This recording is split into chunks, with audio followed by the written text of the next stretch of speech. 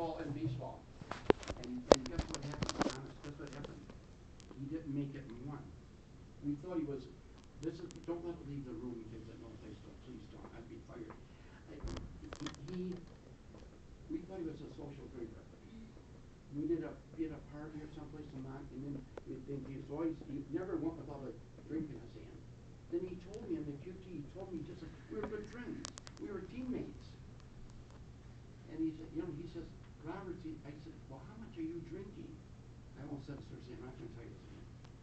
I said, how much are you drinking? He says, I'm drinking a fifth a day of Jack Daniels.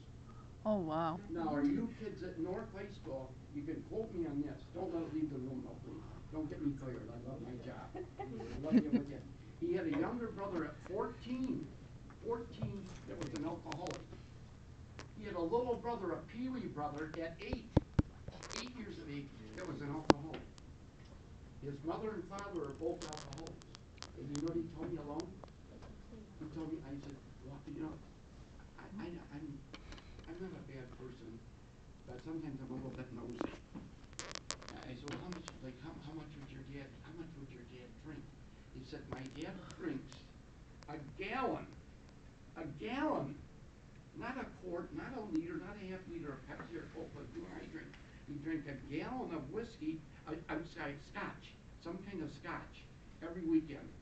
They went to AA meetings.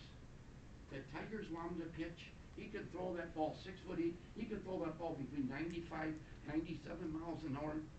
They dropped him. They clocked him under radar. He threw 5 balls, all 7 pitches. 5 were balls because he was real nervous, throwing the ball. He was a little bit nervous. So then they dropped him. He didn't make it in one of the sports, kids. I could cry. Because if I would have had his talent, trust me, if I'd have had his talent, I don't drink.